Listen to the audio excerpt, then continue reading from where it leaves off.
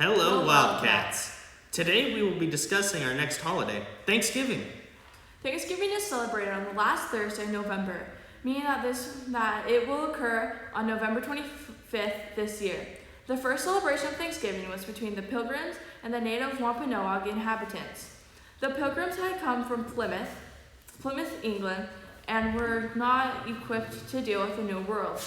As the starving Pilgrims made their way ashore, they encountered a member of the Abenaki tribe, who introduced the Pilgrims to Squanto. Squanto taught the Pilgrims how to forage and cultivate the land, leading to the first successful harvest and thus the first Thanksgiving feast in 1621. Although there were multiple variations of Thanksgiving by presidents and states, the holiday was proclaimed in 1863 by President Abraham Lincoln. I would now like to transition into our next segment, Wildcat Kitchen, with our resident chef, Mr. Wander, and his assistant, Jalen. Take it away. And welcome to Wildcat Kitchen, our very first installment.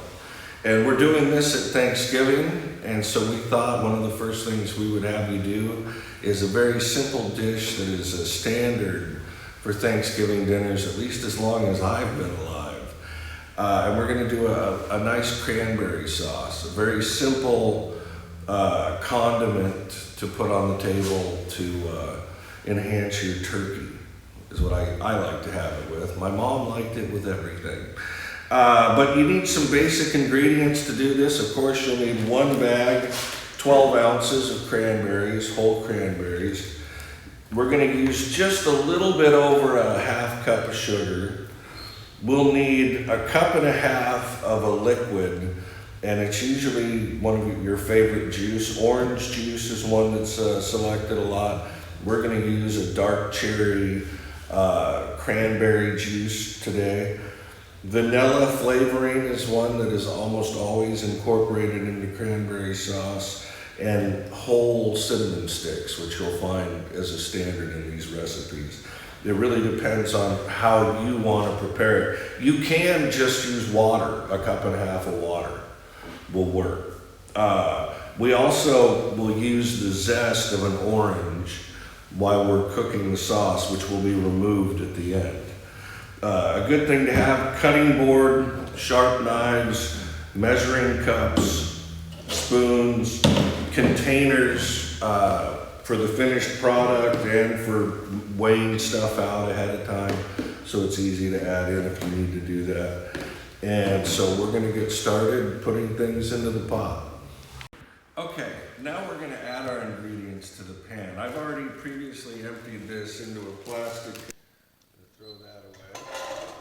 And then we'll add that in. The half cup of sugar we've already pre-measured. I add just a little extra sugar. I tend to like mine sweet. If you like yours a little less sweet, add a little bit less, and that'll work. So why don't you go ahead and add that in. Now we need to add a cup and a half of the cranberry juice. That's 1 cup, so 1 and then 1/2. Excellent. And it's better if you pour right over it, but if you do that right over the pan, because then that way if it spills, it won't make a bigger mess as I tend to make. Okay, good idea. Make sure you seal these back up when you're done. Okay, we need to add a couple of cinnamon sticks, if you would get those out.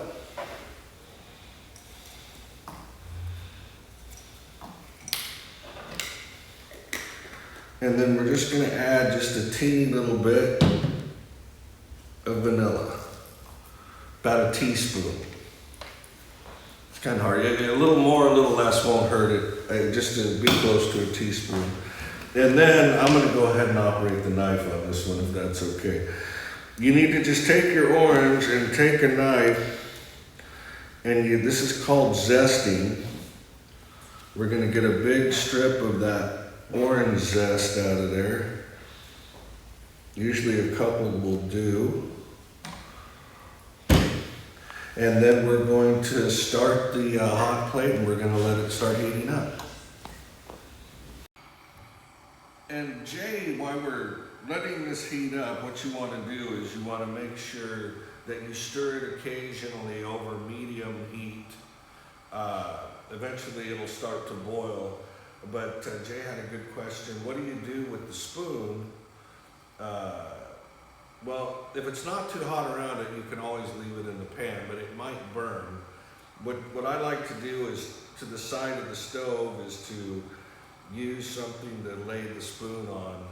At home, I actually have ceramic spoon holders that we use, but for here now, we'll just use a paper towel and make sure it's a safe distance away from the burner or heating element that you're using to cook with.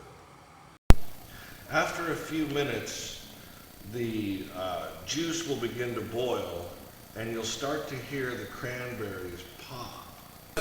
You'll start to notice they're popping and they make little noises, and then pretty soon they're all going to pop. That's when you know that it's finished. Okay, it's been a few minutes now, probably about, 5-6 minutes. They've cooked down, they've popped. What I like to do is use the spoon, or you can use a potato masher if you have one. And you can kind of go in there and then break them up just a little more like that, okay? Okay, we've taken just a short break and we've let the mixture cool down a little bit so it's easier to work with. And now what we're going to do, we're going to set this spoon aside. And you might want to put some paper towels down right here like we put, because it can get a little messy. And we're going to just take a scoop here and put it on this little sieve screen. And we're going to just push that sauce through there. Now, if you like chunky sauce, all you have to do is just pour it in the container, and it'll be nice and chunky. And now that we have our finished product, which we pushed through the screen to get most of the pulp out of it, what we'll do now is we'll put this in the refrigerator for a minimum of 4 to 5 hours so that it will set. And it can stay in the refrigerator for up to 2 weeks in an average refrigerator. So you can make it quite a few days ahead of Thanksgiving if you'd like. We hope you'll try it, and good luck. Thank you, Mr. Wander. Now please remember that the week of November 22nd through the 27th is Thanksgiving break. So relax and have some quality time with family and friends. Also, the weather forecast for next week appears to be partly cloudy for the most part, with little chance of rain. Thank you for watching this newscast. Go Wildcats!